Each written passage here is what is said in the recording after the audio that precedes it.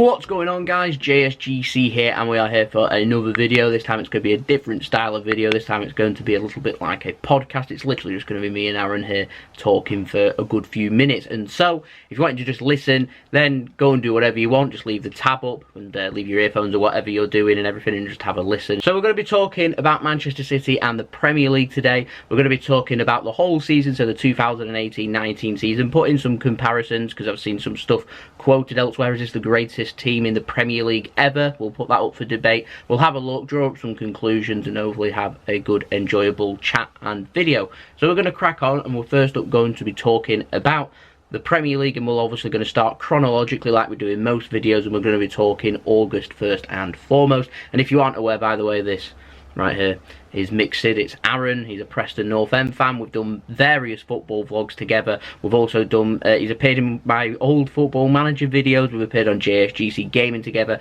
and also his channel MixedSid. Link in description and link at the end if you want to go and check him out. His last video was his Las Vegas video, which I was also featuring in too, which is checking out the oldest bar in Las Vegas, along with some other stuff too. If you want to go check him out, he also appears on JSGC Vlogs. If you are familiar, if you want to go and subscribe to that, link also in description and at the end of the video. So we're going to crack on with this video. So August, first and foremost, we're going to talk Community Shield. We're not going to be talking about the domestic cups, League Cup, FA Cup, because we've still got the FA Cup to go, and the Champions League. I'll save that for next week. We're doing another podcast style video talking about the whole general season and ways forward, but for this, solely focused on Premier League. So we won the Community Shield, obviously, set us in good stead going into the season. It set us up with a nice away match in London the week after, going up against Arsenal away, which we won 2-0. Solid performance, and if I'm honest, it set us up very nicely for the season. If you remember back to the 17-18 season, City finishing on 100 points, having a lot of momentum going towards the end of the season, so I felt like it was important for City to carry on and go forward and go into the next season by picking up the results. And it's just what we're going to be looking for next season in August. Get off to a good start, going up against Unai Emery's Arsenal, his first match in charge, I think it was, in the Premier League as well. Always a difficult ground to go to, the Emirates Stadium, and so to be able to pick up a clean sheet and win that game, I thought was a fantastic result. Like that result? 2-0? Yeah, that's uncomfortable. Yeah. So, next match. Following on to second game of the season for Manchester City was the 6-1 win over Huddersfield, which was comprehensive, and the only disappointment is you actually conceded. A conceding of the goal, yeah, and it's actually a good start to the home matches, 19 home matches. Good start, if you think back to the season before. We didn't drop many points at home, but the first game of the season at home that we had was a match where we ended up dropping points. And talking of dropping points, brings us to our last game in August, and if you remember rightly, it was the Bowley handball, which put Wolves ahead before City equalised, and we ended up drawing the game 1-1. Little did anyone know that Wolves actually are a very decent side, just got promoted last season and already sitting in the top 7. I think it's unfair on Wolves, though. I think everyone knew there's already a decent side. I certainly predicted them to do well. I thought that they'd do well. I thought they'd be a top half Premier League team this season. I thought they'd be doing what they are now. I thought they'd be around, you know, Everton and Leicester style. But if we're going up, done, but they've bettered them both this year, 7th. They have, and they've got a lot of money now to build for next season. Actually, it's quite interesting. Yeah, apparently they've got a 7-year plan to win the Premier League title. I'm not sure about that, but it's ambitious. 2 years in and finish 7th. So what will they do next 5? We're not a Wolves expert. I don't know how much money they've got for next season. City's been linked with Bruno Fernandes, and Wolves want him too. They're one of our rivals, which is. Well, they've got the super agent, haven't they, Mendes? Yeah, and he's good friends. Portuguese links. Yeah, you fancy anyone from Portugal getting linked? You fancy that Wolves would probably be the side. I'd be interested to see if City do go in for him. Bruno Fernandes, well, the latest we had was we were set to sign him, and then City have said that they're not interested, and yet I'm hearing that City are interested, but they're keeping they're not doing any transfers or negotiating anything until the season's completely finished, which obviously isn't until this time next week, once we've done the FA Cup and paraded and everything. So it'd be interesting, but I found that interesting. Wolves want to rival us for a player, which you'd fancy Bruno Fernandes if he came to City. He'd probably be a first team player. He's meant to be that player that phases out David Silva. What's your opinion on David Silva? How do you think his season's been? I think he started off well when he had his shaven head. He had a good. Because bald silver was perfection. Yeah, if you remember when he first shaved his head, he wasn't quite. So for the first half up until about December, I think. Yeah, when he first shaved his head last year, he weren't quite at the beginning with it. Then he went exceptional and he hit the heights that we all know David Silva can. And as the season's gone on, he's kind of just deteriorated. And so I'm torn between what do we do with David Silva. I think, don't quote me on this, but I think he's still got another year left on his contract. He's certainly not out of contract this summer, but I think he's got at least another year left. And he's getting linked with Japan right now. And so I'm not sure what City are going to do. Do you want to keep hold of Gundogan? Do you want to keep hold of David Silva? Do they want to get rid of these players? Do they want to replace these players?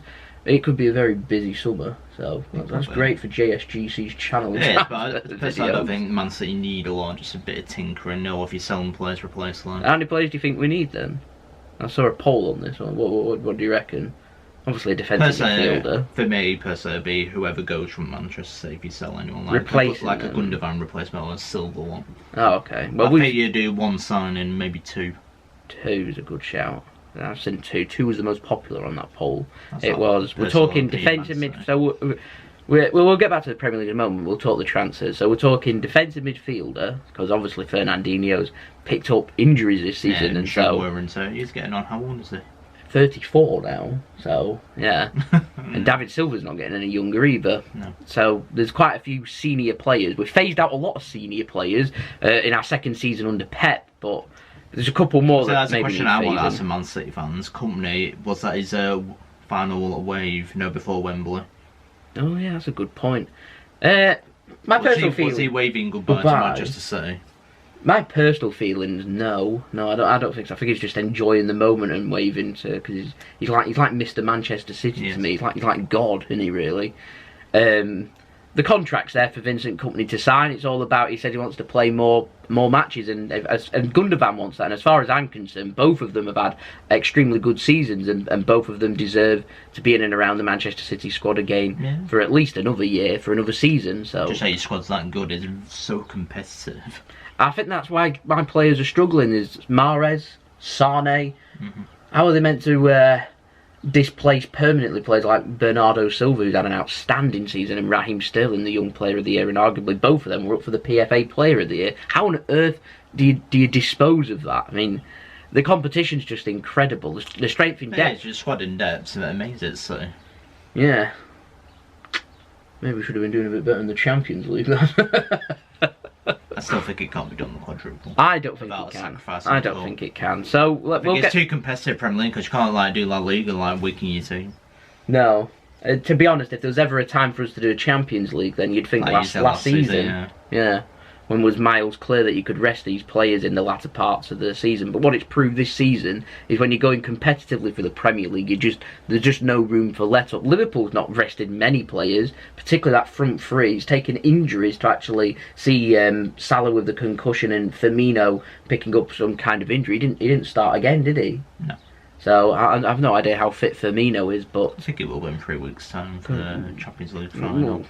Let's face it. I mean, even if he isn't, they'll probably be playing with him. You got to go with your strongest squad, even if it's not fully fit. Yeah. So transfers, we're talking defensive midfielders a must. There's talk of a centre back. That's only if Vincent Kompany for your ones that you've not addressed. Well, you did, but you got an injury-prone one at left back. Well, they were talking that they don't want a left-back, weren't they? They were saying that they were happy to go with Zinchenko, and I saw some people who were unhappy in the comments on one of my videos with comments I made about Zinchenko, which I think were taken a little bit out of context, because I like Zinchenko and I think he's a good player. I think they was upset that I called him a makeshift left-back, but his natural position is an attacking midfielder. For the Ukraine, he plays an attacking midfielder. He isn't a left-back, but Pep's turned him into a left back, and he's turned him into a good left back. Last season, well, this season's just gone. Delph's gone this season. As far as I'm concerned, Delph has to be sold this season for the good of Delph's career, because I don't see how he can. He's had to get rid of some deadwood at your call. Yeah, I'd say so. And so we're left with Zinchenko as being the only left back that's a player that is quite natural at left back, because Mendy's so injury prone he can't be relied upon. And they were talking that Man City wanted to sell him, but I don't think that's the case. I think Mendy should be given time to heal. I feel like they bring him back, he plays a few games and picks up the injury again. So I'd love to know what a good rest for Mendy would do. I'm talking months of rest for the sake of Mendy's career. they've kind of sorted out Vincent Kompany's injury problems. They kind of haven't, because he still can't play 2-3 games in a week. And for a football player, you'd want them to be doing 2-3 games a week, but the injuries won't let him. And for Mendy, never will it allow him to be able to do them games, 3 games in a week. And whilst that's the case, you're going to need competitive competition. If they can keep Mendy fit for a full season, we're in a little bit of a situation. But they're willing to give Mendy another season. And as far as I'm concerned, I'm happy to go with Zinchenko. I just think that we can't say Zinchenko play 55 games, please, because Mendy's only capable of doing 5 or 10, if you get where I'm coming from. That is a lot of games to be relying upon Zinchenko, whose most natural position is an attacking midfielder, who's great at left-back, but you're looking for competitiveness. Danilo set to leave, apparently. Kyle Walker's got no competition. We need a right-back. If he leaves, we need a right-back. I get where you're coming from. We need one player probably to improve our squad. Then any signings we make on there are players that are getting replaced. So we're talking Kompany might not sign a new contract. We're talking Nicolas Otamendi getting linked heavily with Atletico Madrid, which I think would be a fabulous move for Nicolas, because if he's going to get starts there, they're a very defensive side. He's going back to his native in La Liga. Obviously, it's not where... Yeah, because he's actually Argentinian. He's Argentinian, but he's very familiar with La Liga, and that's obviously where he's most known for his football in La Liga. We're talking Danilo that could be leaving. We're talking Ilkay Gundogan could be leaving. We're talking, I'm hearing rumours, don't quote me on this, but I'm hearing Gabriel Jesus.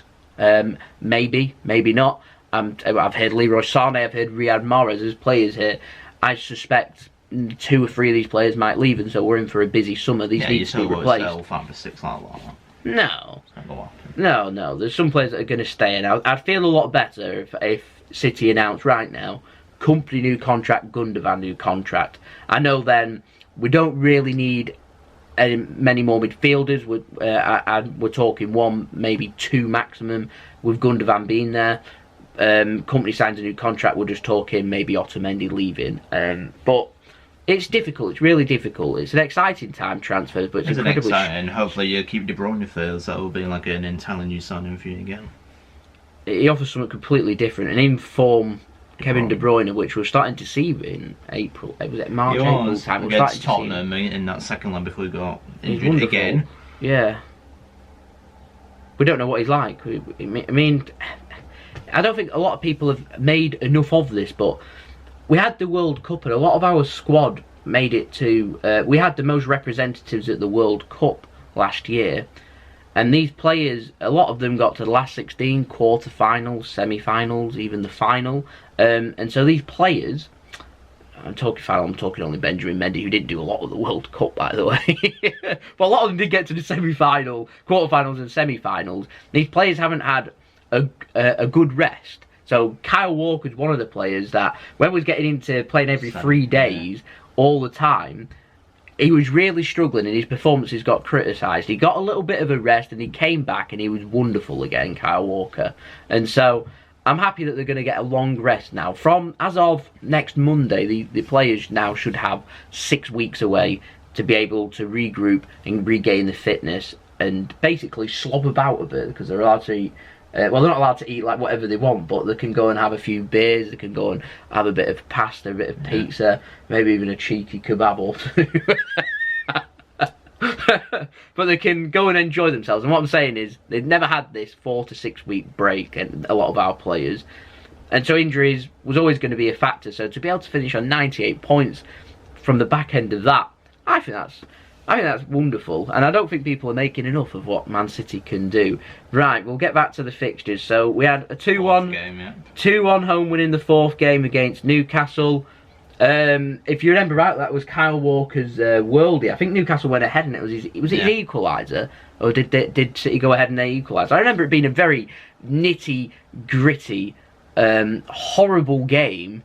Typical Rafa Benitez performance, I felt. We'll just read the report just to see here. So City went ahead through Sterling, and then they equalised through Yedlin in the first half. And it took Walker's beautiful finish in the second half. It was about 30 yards out, low drilled finish, and obviously Kyle Walker doesn't finish on many goals. So next game we played, I think it was Fulham, 5th game. So this was straight after the international break. We had a 2-week break. Always difficult coming back after the international break. Bam, 3-0 Manchester City. I don't think a lot else needs to be said. Just recently promoted Fulham. Can be a little bit tricky when teams are recently promoted, but a good performance. Very disappointing Fulham. Very, very disappointing. Well, they spent like 100 million, didn't they? Yeah, to go down. To go back down again. He's a championship expert, Aaron, by the way. He is very season Fulham. Yeah, he's very. What went wrong? He's very knowledgeable on the championship, and if anyone is watching that's interested in football and championship and Preston stuff, if anyone is interested, because I know chat about championship Preston. Yeah, I think at some point we've got a week between the half-term week, so we're talking like 27th to 31st, where there isn't really a lot for me to talk about because transfer window ain't open. So we might do a little podcast talking about championship and Preston, because I know I've got a few subscribers that are Preston fans too, aren't they? Yes, which is bad. Yeah, which obviously I'm always quite knowledgeable on that. So yes, we will do a video on that, and we'll talk about that. So we had a Champions League game. We'll talk about that next week. It was then followed by the 6th game, which was Cardiff City away. Yeah, now this could be tricky. And then been giving you that last time they got promoted, they actually beat you, didn't they? When they got promoted last time, it was the first game of the season, and they did beat us.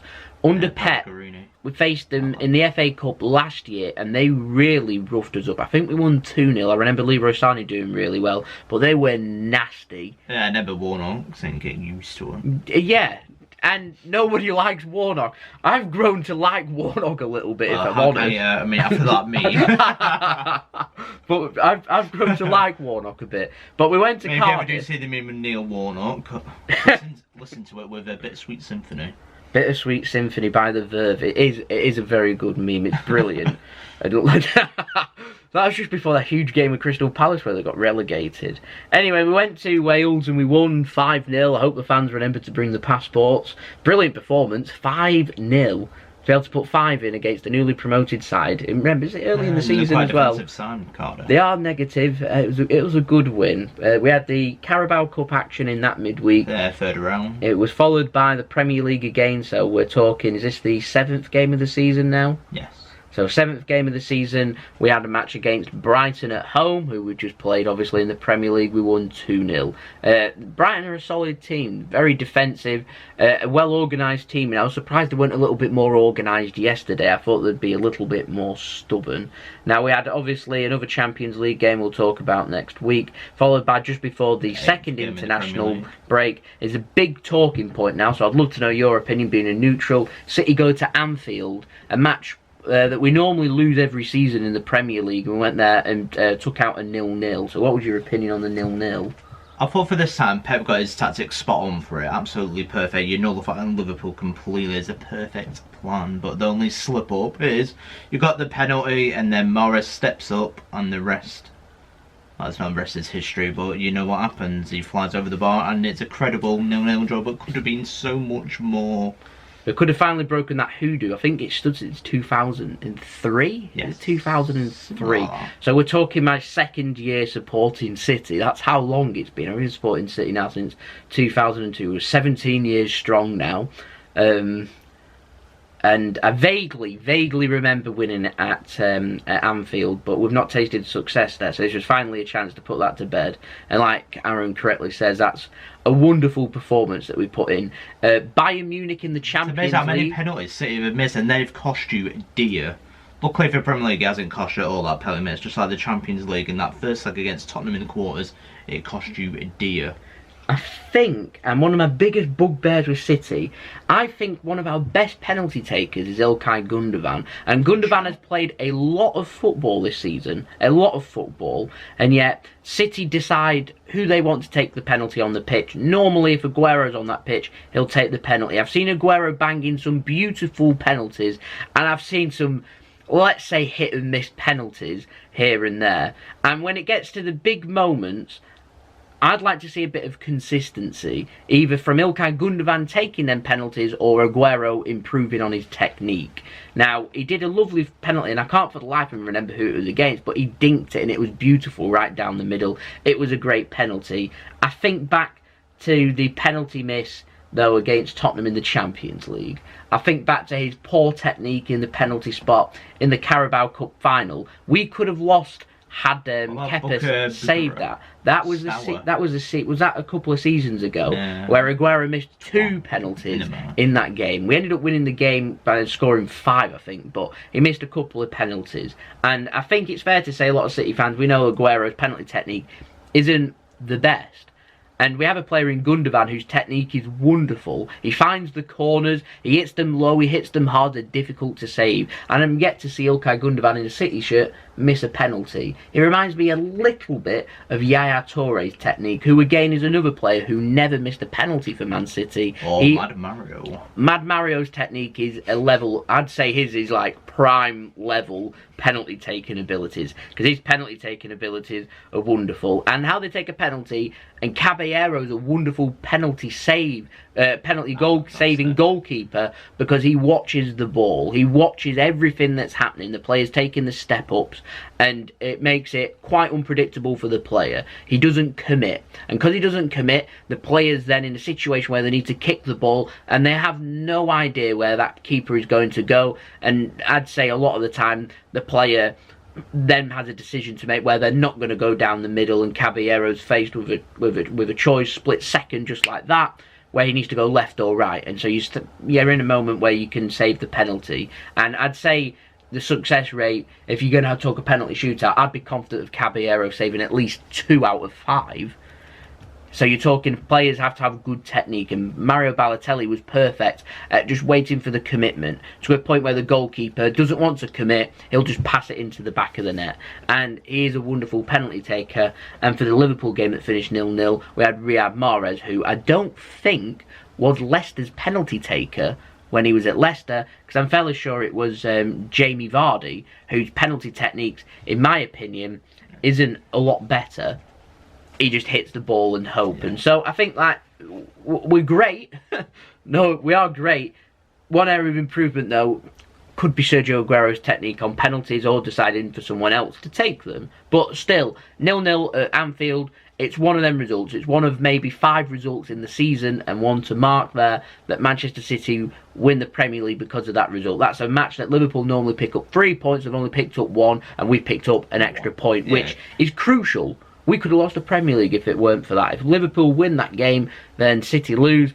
We lose a point, we move on to 97. Liverpool pick up 3 points, they move on to 100 points and match our Centurions. And so it's a good point. And like you said, Pep nailed the tactics. Bayern Munich copied them tactics at Anfield first leg Champions League. Did it very well. Didn't do the job at the Allianz Arena. And I think it was something Barcelona were trying to do, but weren't very good at it at all. And they need to learn the lessons, and it's something Pep has done well.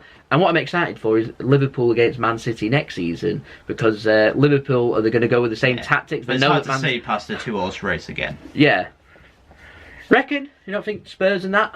No, I bet there's too much ground. We'll have to wait and see. I'll give you my opinion once the transfer window's shut, because I think you get a good idea there. We can't have Man United being rubbish forever, can they? It's still got Solskjaer, that's a big...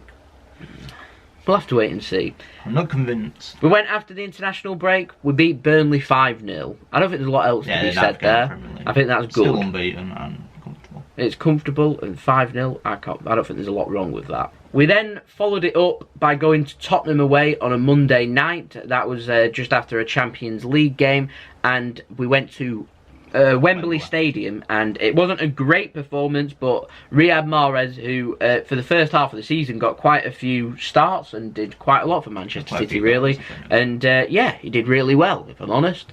That was before we saw the prime Bernardo. We had Bernardo Silva in the centre because De Bruyne was injured.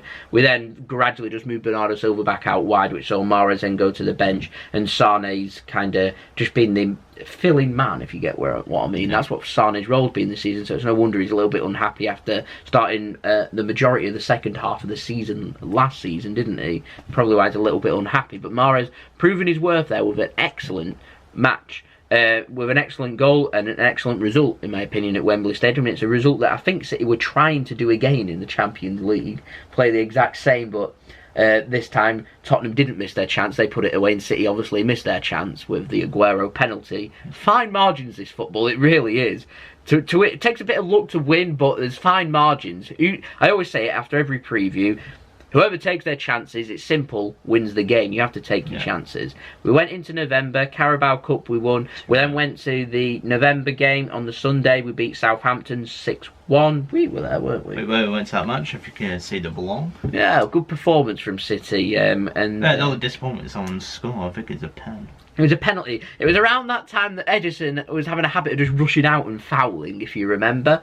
But still, to score 6 in a Premier League game at home, I'm not going to turn my nose up at that, and that was good. We followed it up again in the Champions League, scoring 6 more. We then went into the Manchester derby, Man United at home. Well, I think it was all thinking back to the Manchester derby of the previous season, Man United coming back and winning the game after being 2-0 up. Usually do, yeah. They've been doing you a few times at the AL in the last few years. Yeah. We tend to do brilliantly at Old Trafford, and then we kind of let the foot off the gas a little bit at the Etihad against United. More often than not, sometimes. So it's nice, very nice to do a double over Man United this season. That's brilliant. That's fantastic. And it was nice 3-1 win. I must admit, it was nice. Nice in Cardiff. Mendes Liang, whatever he's called. It just summed up Man United, didn't it? It summed up their season. They have a lot of problems. They remind me a lot of Chelsea when they're not doing well. So many egos, so much because there's player not a plan power. There. They're just buying. No manager there. There's no plan. There's no philosophy. There's nothing. Even Chelsea's manager, Sarri, he's got a philosophy, his own style of football. Yeah. He might not have complete control of the dressing room. We saw that in the Carabao Cup final, but there's something there. You know the style of football. You know what he wants to do, but I ask you, what do Man United want to do?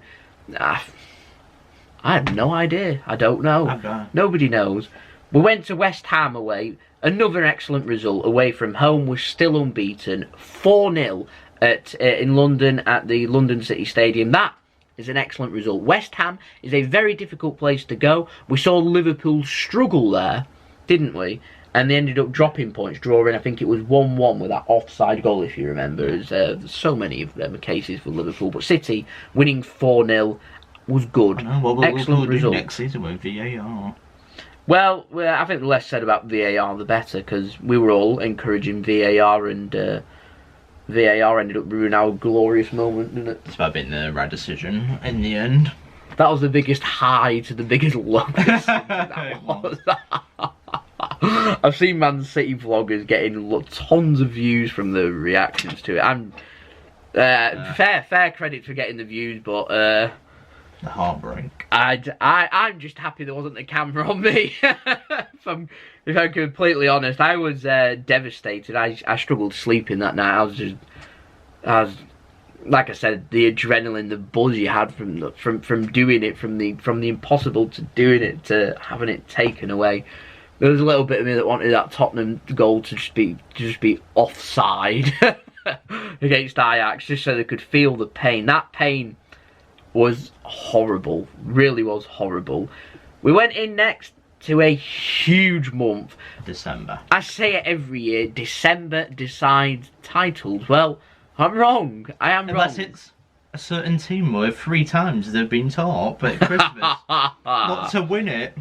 Oh man, I feel sorry. I do. I've laughed at Liverpool a lot this season. I do. I feel sorry for them. To be able to achieve what they've achieved this season is phenomenal. And if they come out of it with without a trophy, I think would be absolutely devastating. And it really isn't justified for what Liverpool's done this season. I think it is justified the way they treat the domestic cups. Well, when you don't treat the domestic cups with respect, you are going to struggle. To taste success, you need to win. Could easily win one of those just to get that winning feel. Yeah, and put the burden. Success breeds, well, winning breeds success. It does, and I agree with that. And it's like they've put their eggs into the Premier League and Champions League basket. Go away, like going out in the 3rd round or the 4th round of the FA Cup every year. Yeah, I can't remember who they went out to in the League Cup. There's some nobody, I can't remember. They went out to Wolves in the FA Cup, though, away from home, which is always a difficult match. But it set Liverpool up nicely to try and challenge for the Premier League. And in my opinion, they take them cups seriously. I don't see them finishing on 97 points. So for City to take everything seriously and finish on 98 points, like I said, I know they are. I don't think there's enough respect shown to Manchester City. I think too many people want to bash Manchester City. You're a neutral. What's your opinion on what's happening with the agendas? Because there is a lot of agendas. I'm not just making it up. I watch a lot of stuff. I read a lot of stuff, and I see it. We all know success brings jealousy. And so, are they jealous of City winning stuff? The money? All of it? They're frightened here. The status quo, they've been dominant for so long, these top four. They don't like the new boys. No. The other one can have any credit is Tottenham. They've not spent a penny. They've done incredibly well. The others are just a joke. I mean, like Man United, how much have they spent? Liverpool. I don't care if they've got net spend or whatever. They sell the players, and then they bring the players in and they improve these players, then sell them on for big profits, bring these players in, and it's like a little conveyor belt, whereas they see Man City as they don't do that. But over the last 2 seasons under Pep, we have, and not one person from any other club other than City have I seen much respect put on Man City's name for doing so. So I'm talking, we signed Ederson for £38 million. Ederson must be worth, if Alisson's worth 75 million, we've got to be talking that Ederson's worth that, and so we've improved his value. There's obviously not going to be a lot of monetary value on players like Kyle Walker, obviously Mendy too. There's not going to be a lot with his injury proneness there. There can't be a lot of money there, but we signed Zinchenko for cheap. They were talking £15 million. He's crucial to Man City. £15 million. Add at least double that value now. I mean, look at poor Arsenal, because they can't compete. That's the gulf you must spend to win the Premier League title. I don't care. You can't do it. Yeah, and then I think people just want to have a dig.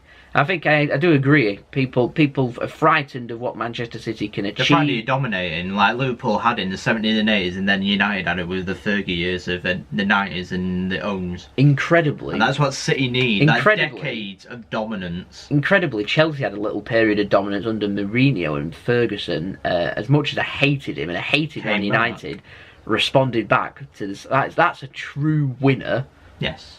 But Alex Ferguson's got FA Cups, he's got League Cups, and like you said, Liverpool and European Cups. They're not doing it. They're not doing it. And baby steps, take a step. Like for Liverpool, if they don't win the Champions League, they're going to be disappointed. To me, they have to take like a League Cup seriously. Just win a trophy. Liverpool need that European Cup. They do need it. They do. To bowl that 2 years running, especially against a weaker opposition. So no disrespect to them, Liverpool should be winning it. Yeah, it'll hurt Liverpool more to lose. Let's say that Liverpool are firm favourites for that match. Liverpool look to play that losing mentality, the underdog. They want to be that small club, that underdog. Just like Tottenham like to play. They liked it against Barcelona. They liked it against Bayern Munich. They like these teams. They like the big European nights. They like doing that moment. And ultimately, for the Premier League, what's cost Liverpool, in my opinion, this season is that when they've led. It's led to complacency in the squad. It's led to them slackening off, and because of it, that's classic Liverpool, isn't it? They love to chase. Yeah. In fact, we'll go through December and we'll get to Liverpool in that moment, that crucial moment in January. So City, December decide titles is what I said. 3-1 home win against Bournemouth, followed by a good midweek 2-1 away win against Watford. Good start. That is an excellent start. We're unbeaten. We'll get to that point now on the 8th of December. Chelsea 2, Manchester City 0. I never actually got to watch that game because was actually doing was doing that instead. Was doing your video. Was delivered. Was doing my video following your team. Was doing Nottingham. Good day.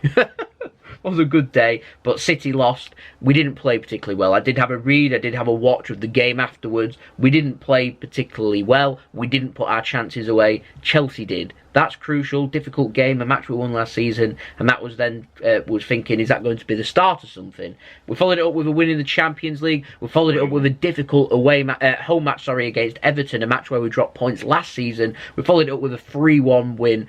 That was comfortable too, and that's what we're always looking for. We had a midweek match against Leicester. We drew 1-1 in the cup game and won on penalties. It sent us through to the semi-final. And in my opinion, people have said that Man City's had it easy in the cup, but facing a difficult Leicester side in midweek in busy December, is a difficult game. And Liverpool fans I've seen saying they've had an easy cup run, but yet they went up against Wolves. And let's not forget, Wolves haven't finished that many points ahead of Leicester.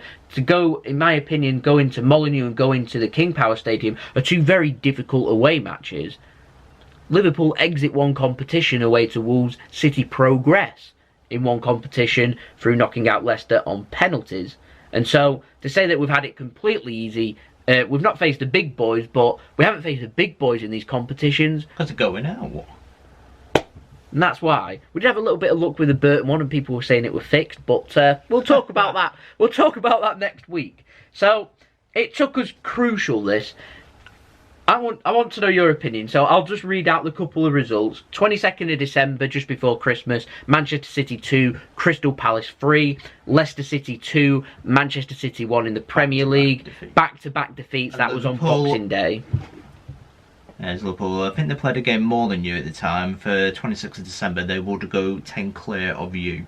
They didn't go 10 clear at any point, did they? I think they did. Did they? Was it momentarily? They were putting the pressure. City were under a lot of pressure. I think it might have been this one as played before in the 30th of December. It was before City pegged back. It was, you were right, yeah. It was just before he played Southampton, they got 10 clear. And Man City then follow it up with a win against Southampton. So we'll talk first. Well, let's talk about the Palace one. Loss at Palace. That's the most disappointing Premier League result we had all season. Yeah.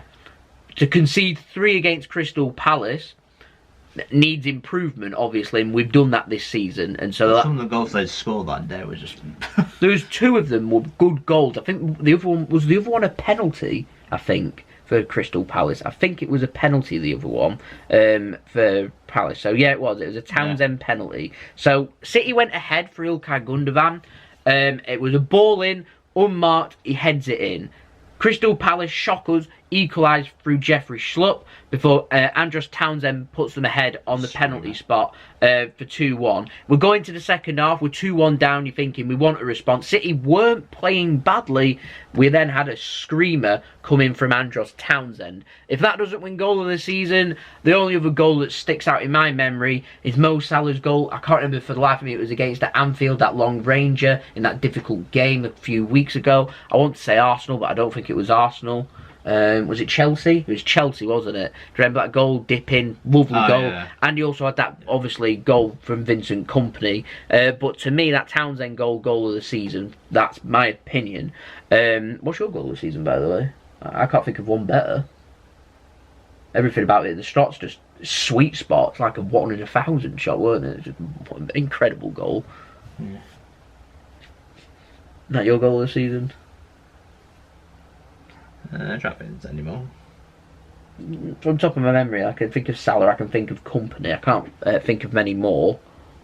Kompany's one for importance was incredible, but in terms of just the pure strike, that goal's just you just applaud it. That's basically all you do. De Bruyne anyway made it 3-2 to Man City. It's all too late. You couldn't get an equaliser. No. And it's disappointing, and so 2 defeats in December. We're all feeling sorry for ourselves. Liverpool are top at Christmas. We have a huge game away against Leicester Boxing Day. Chance for a response. I always think what defines a team is how you respond to a defeat. And City again went ahead. Was having trouble with going ahead and then struggling. Leicester then, through Jamie Vardy, ended up winning that game, and it was hard fought, and I said it was difficult in the Carabao Cup, it was difficult in the Premier League, and this time Leicester put the chances away. They had chances in that Carabao Cup game, by the way. They didn't take them and took them in the Premier League, and City, little sting in the tail there, and it was disappointing. Now, what was great was we had a response. Southampton, we went 1-0 ahead again in the equaliser. We had the carbon copy of what's happened in the last few games, City blowing it. And you felt like City were choking, they were bottling it. It was under incredible pressure. Second half performance, lovely and comfortable. Came back to win the game 3-1. That, to me, was a turning point in our Premier League season. It gave us enough to work with, because like Aaron said, we were 10 points behind going into that game to pull it back to... We faced, if we drew that game, it would have been 9 points. 9 points behind going into a game against Liverpool, where if Liverpool ended up picking up a win in that game, the Premier League title's done, Liverpool run away with the Premier League. And we were keeping on their tails. We was literally just on their tail, grasping at them. We go into a huge game in January, on January 3rd, so many games against Liverpool. City go ahead, Sergio Aguero, Liverpool equalise, disappointing defending in my opinion. Firmino's there to tap it in, 1-1. Liverpool in my opinion are happy. We obviously had that Mo Salah incident that nearly crossed the line but didn't quite. John Stones, man of the moment there, saving the day before City responded again. We're good at responding, which is always what you're looking for. That is what makes you Premier League champions, responding. And we did, and Leroy Sane was there to win the game for Manchester City. Liverpool's only defeat this season. They could have been invincible. Liverpool's only defeat, and that is a wonderful result in my opinion for Manchester City, and it put the stepping stones for what was going to be nearly down to 4 points, and it's a big turning point in the season. Yeah. We followed it up with a couple of cup games, scoring 16 goals in the process. We'll get to them next week. City then had a match against Wolves, followed it up, a difficult Wolves side winning 3-0, another good result. We went away to Huddersfield, another clean sheet, putting in 3 more. We had another cup game, scoring 6 more. And everything in January was pretty good, keeping loads of clean sheets. We hadn't conceded since Liverpool. On the 3rd of January, we went into that game against Newcastle, and just like the Crystal Palace game, just like the Leicester game, City go ahead early on once more. We love the first 15 minutes of games, don't we, though? Scoring goals. Yeah. We're the top goal scorers for scoring in the first 15 minutes by a country mile in the Premier League this season. And Liverpool, by a country mile, are the top goal scorers of scoring in the last 15 minutes. The amount of ones they've had this year. They've scored a lot of important goals in the last 15 minutes, Liverpool. And so it's just like two juggernauts, two Goliaths going at it. It's like 12 rounds of boxing, and City's literally come out just on points decision. But we lost the game to Newcastle 2-1, and that was the moment that I felt like the Premier League title was done. We had 14 games from there. We had difficult games coming up against Arsenal, Everton and Chelsea. I didn't see City winning them 3 games for the way that we were going. I was down and out. I felt like the Premier League title was done. However, through that period, City 3, Arsenal 1, Everton 0, Man City 2, Man City 6, Chelsea 0, rectifying that Stamford Bridge one. That was all in a week. 7 days, then results came back, and Liverpool, through them couple of weeks, were dropping points. And so the tally was just clawing it down, and Manchester City were confident of getting back on top. This was the moment where City had the cup games coming up where Liverpool were making the game in hand. And so Liverpool always played that game extra and had the points, didn't they, from there, right on through, because we was doing so well in the cups. 3-1 result against Arsenal was a very good win. 2-0 away at Everton. Everton had, I felt like Everton wanted Man City to win, if you remember that game, because of what was happening at the season. They wanted us to win. And then that 6-0, in my opinion, was probably City's performance of the season in the Premier League. We were outstanding. That first half was scintillating. That was just pure annihilation and domination. That is what Man City are capable of. What team are capable of beating Chelsea 6-0? Well, the only team that's capable is us. If there's any team that's capable of running that close, it's Liverpool. And so, you know, we're starting to get a clear standout here. We had Champions League action, Carabao Cup action where we won the cup. We then had a game right at the end of February, and weren't a game in hand, it was a midweek game. A dodgy penalty, if I remember rightly, Bernardo Silva going down. So that was quite fortunate. I won't be biased, it was fortunate. City ended up winning the game 1-0, scoring a penalty as well. Went away to Bournemouth, and again, like I said, we're not seeing much of Riyad Mahrez. We're not spoken much about Riyad Mahrez, but up stepped Riyad Mahrez, who was trying to find his feet again, steps up with his weaker foot to help City score and beat Bournemouth 1-0. We were grinding. We were seeing City keeping clean sheets and grinding, and it was good to see. We went into a match against Watford at home. We ended up winning 3-1. It's standard and it's a good win. We had Champions League action. We then had FA Cup action, and coming back and bouncing back, so we saw ourselves progress to the quarterfinals of the Champions League. We saw ourselves progress to a Wembley match in the FA Cup, getting through to the semi-finals, being 2-0 down and coming back to win 3-2. It's safe to say confidence was high, and it told in the Premier League. Away match straight after the international break in March, City won 2-0. We went into a midweek game against Cardiff as one part of our game in hand, because there was an FA Cup action that weekend. We won 2-0. Liverpool followed it up on the Friday by winning. So City always had that game. And then we went into that important match. We won at Wembley. We obviously lost against Tottenham in the Champions League. And you felt like it's Champions League on Man City's brain. We went into an incredibly difficult game against Crystal Palace, a match that we'd lost at the Etihad. And we responded once again, winning 3-1. It was a match where we drew 0-0 and probably should have lost last season. And we responded with a 3-1 win. We like responding, like I've said previously. We've had a wonderful, outstanding season.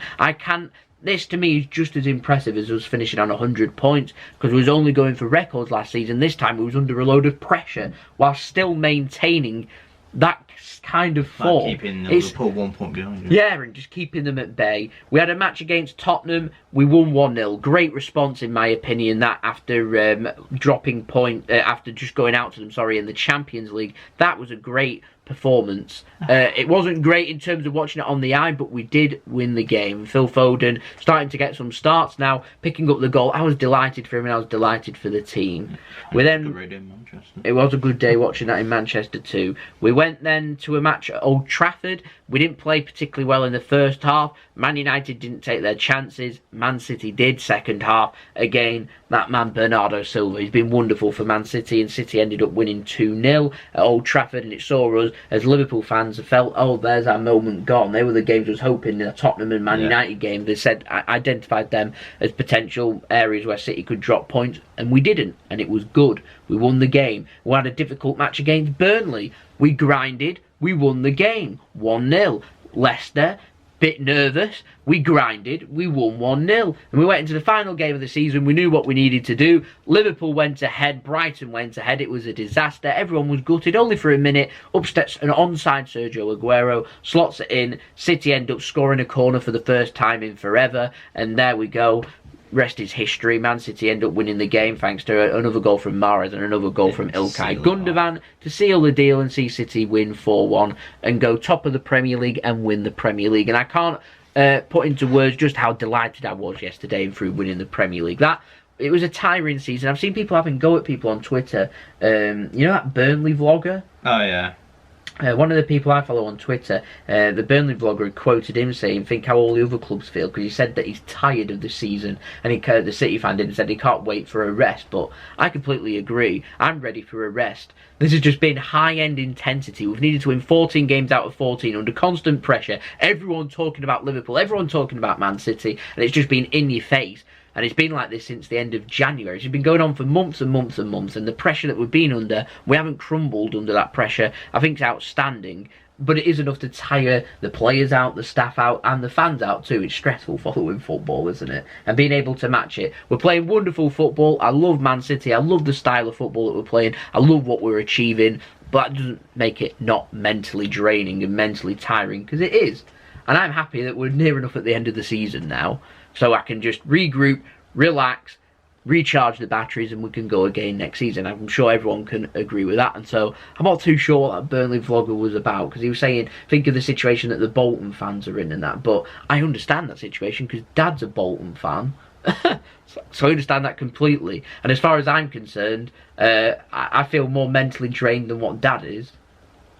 But Dad's kind of accepted the fate, if you get where I'm coming from. Like, it's a terrible situation to be in, but it is. There's no football club should be like that. Should be in it. And ownerships. Yes, it's, to me, the pressure to win the Premier League and achieve success all the time is incredible, and being able to do that, it takes it out of you. It takes its toll. Whereas it's a completely different situation when you're down with financial problems. Coventry's not got a stadium right now. That's a terrible situation. Blackpool's had Still it not got an owner of that. under the road. They had a receiver put in. The Oystons have been removed. He's interested in rebuying them again. It's scandalous. And been protesting. It's terrible. All the situation. Financial Macclesfield as well. Yeah. Bury. Yeah, it's a terrible, sad situation to be in, and I feel like the EFL in particular should be doing more about it. But I blame a lot of these, yeah. Fitting proper my house. Yeah. But like I said, it's different, that pressure and situation that they're under, it's different to what Man City's pressure is. But both of them are extremely tiring, and both of them, both fans of all them clubs, they all need to just recharge. And the biggest battles now, obviously Man City's got the transfer window, and that's nothing compared to the battles that the clubs have got, like Bury, who haven't paid the players, Bolton that's not paid the players, winding up orders in court, possible administration, Coventry's not got a stadium and possibly face being booted out of the EFL too. Yeah. Their battles now are in the summer, and so that's going to be just more draining than what's been going on the pitch for them. And so while City, I'm grateful and happy that we get to recharge our batteries, the clubs and the fans of them clubs are left in constant worry, and it's a terrible situation. And so they really haven't got a light at the end of the tunnel. So I understand where the Burnley vlog was coming from in terms of that one, but the different situations, and to say that Man City shouldn't not need to recharge the batteries is ludicrous. And like I said, it's been going on for 2 seasons now. I think we're all just a bit tired, really. What else in the Premier League's happened? So we've got, in my opinion, goal of the season, Townsend, player of the season. It's up for debate. Well, 2018, let's discuss each one. How the season's gone. How the seasons have gone. We'll start from top downwards. We'll start off top downwards, so I'll just get the Premier League table up. So we can obviously talk about the first one. So we've got Man City. I think they've had an outstanding season and achieved everything that they wanted to. It's incredible that you won 18 out of the 19 in the second half of the season, 54 points picked up. That's incredible. That's the kind of form that we were showing last season. And so to be able to achieve that, we've done our job. And Liverpool have had just as an outstanding very season. Unlucky. They're now the biggest second place losers as they replaced Real Madrid with 96. What's incredible is they finished on more points than what that incredible Chelsea team did with Frank Lampard and what's he called, Jose Mourinho in charge and that, and they finished on more points than the Invincibles. Arsenal only finished on, was it 90 or 90 points? 126. They've finished 7 points ahead of them, and they've got nothing to show for it. It's incredible. 30 wins for Liverpool this season compared to City's 32. Just lost 1 game all season. There's the big telling factor. 2 draws for City, 7 for Liverpool. Could have gone either way there. It's been a mammoth match. I've enjoyed it, but it's been stressful. Anyway, next one. That takes us on to third place. Chelsea on 72, 25 points behind Liverpool, 26 behind Manchester City. As you can see, that's been the difference. Apparently, they've been very disappointed. A low points total for third, 72. It is. I was thinking it's like, you normally get a team either on or right close to 80 points, don't you? Yes. Normally, fourth, fifth, it's normally 75 points for Champions League football. Normally, I've known it being more. And so you're looking at where City, the gulfing difference between City and Liverpool is. That's where it is, between the gaps of Chelsea, Tottenham, Arsenal, and then obviously another little gap for Man United. So we've got Arsenal sitting in. We've got Spurs sitting in 4. 71, as they had a very poor end of season. This is just Champions League's took over for them, hasn't it? Really, and they've kind of. I don't think the injuries are caught all with Harry Kane. I think that's caught up as well. You think so? I think they played better without Harry Kane, in my opinion. But I think the results are shown different on the Premier League without him. They've shown different, but I think that it's since in them last few fixtures that Tottenham's had, their main priority has become the match for the Champions League, 2 matches against Ajax that they've followed it up. But other than that, they picked up that 1 win that was kind of needed, and they're kind of like they were competing with City. I mean, let's look at the form of them. Chelsea to Man United. Chelsea 1 win out of the last 5. Tottenham 1 win out of the last 5. Arsenal 1 win out of the last 5. Man United 0 wins out of the last 5. Yeah, none of them are in form, and none of them are doing. It's like none of them wanted the top 4. Yeah, I agree with that. I completely agree with that. They've not been good enough, have they? No. 36, and none of them's been good enough. But anyway, that takes us now to 7th, Wolves. Been a very progressive season, a very good season for them. I'd agree. As the season now relies on Manchester City winning the FA Cup to get the last place in the Europa League. And to be honest, I hope we do, not just for our point of view, but I feel like Wolves deserve European football for how well they've done this season. So I'm hoping we can win the FA Cup. And create a bit of history at the same time. And be able to let Wolves into Europe too, because I like what Wolves have done this season. I think they're a good team. And it's very interesting. I'm going to keep an eye on them this summer as to who they bring in, if they're going to spend another £100+ million. Because if that's the case, then surely the gap difference of 9 points to the top 6 might be bridged some more, should there be inconsistencies from any team in the top 6. Very interesting. We've got Everton that are looking to bridge that gap as well. I know they've got ambitions, have spent poorly. Yeah, they've invested in the wrong players. But they're still a good side. And so you feel like if, a good track. You feel like these teams. So we've got Leicester in 9th, West Ham in 10th, and Watford in 11th. They're for me, and possibly Crystal Palace, maybe not. You feel like a good transfer window could take them from a team of around 50 points and turn it into 60 points with a good window. All you need is consistency. Matches against the top 6 never really matter that much unless you want to break the top 6. But if you're looking for 7th and trying to settle in from there, then all you need is consistency against teams below them. And so the Premier League's kind of finished where you'd expect. So we've got Everton, Leicester, West Ham, Watford, Crystal Palace. They've all had good seasons. And Watford's had a great season in getting to the FA Cup final. Wolves could easily have been in the FA Cup final I think it's cost Watford dearly getting to the FA Cup. The form, yeah, form since then hasn't been too brilliant, and they were neck and neck. They're like Tottenham at one stage. They're looking good. Tottenham were on the verges of going over Man City at one point, weren't they, earlier in the season? And then it's just kind of capitulated once the Champions League come roaring back. And City's squad's obviously told. And with Liverpool going out the domestics, it's not been as bad. Tottenham, they ended up going out in the League Cup semi-final, didn't they? Going out to Chelsea. Yeah. And with the FA Cup, I'm not too sure. I don't recall them being in the quarter-finals. So they've gone out somewhere relatively early, or earlier than what you'd expect. So from there, you got the Geordies, Newcastle. I think they've done incredibly well second half of the season. Yeah. Newcastle been a very solid, difficult side. Saw them beat City. We saw them nearly take a point off Liverpool, didn't they? Perhaps should have taken a point off them if it weren't for diving Fabinho's, and if they could defend just that little bit better on set pieces. Very disappointing, considering they're quite a defensive side to concede so easy off do you think Rafa Benitez is better than Newcastle? Do I think Rafa Benitez is better than Newcastle? I think Rafa Benitez deserves backing at Newcastle.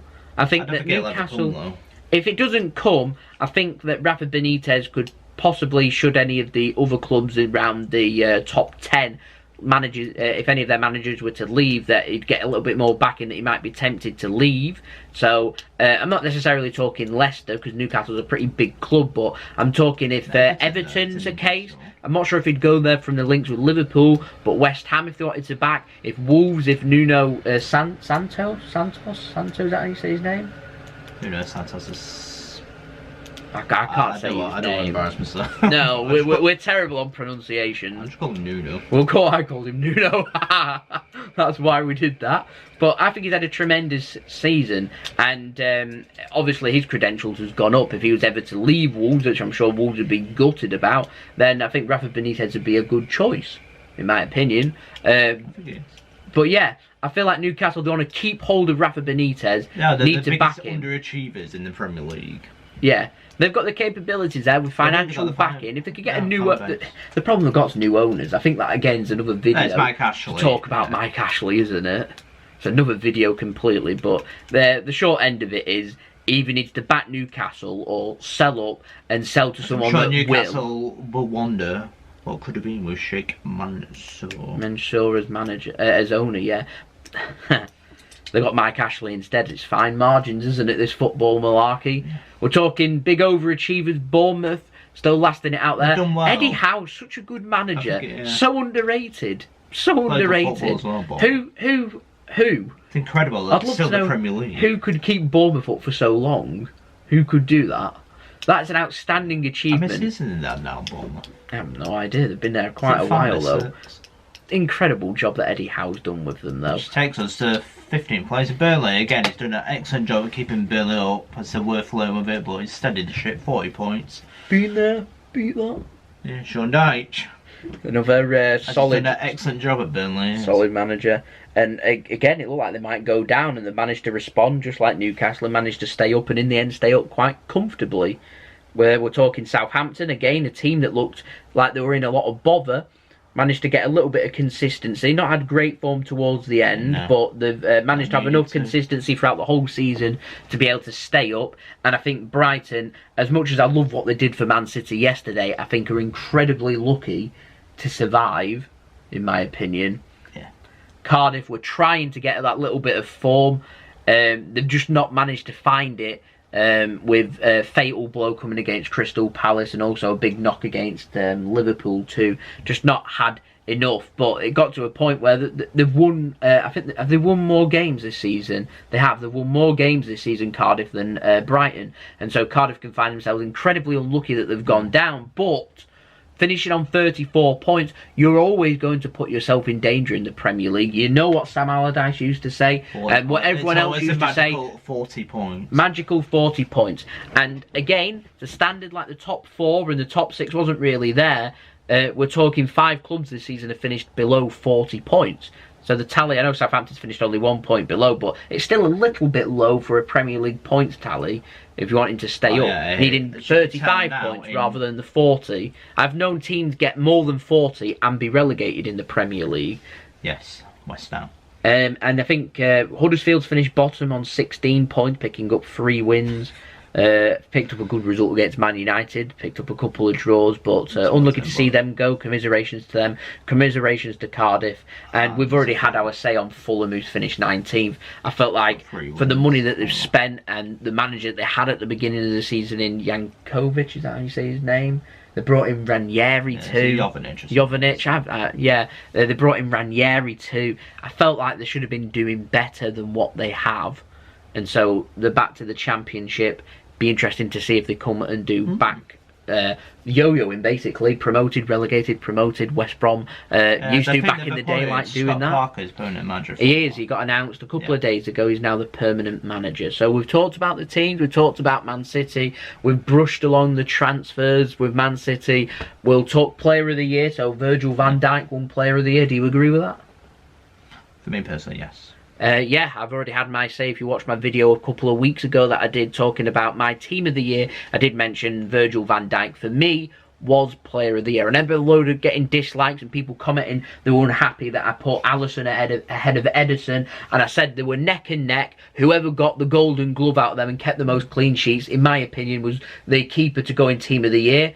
Ederson got it in real life, but in my video I gave it to Alisson, and Alisson got the golden glove. And in my opinion, these team of the years and manager of the years should be done now, at the end of the season. Do you not think they should be done now? I don't understand why they're not done now. It's crazy. But there we go. Young Player of the Year. Do you agree, Raheem Sterling?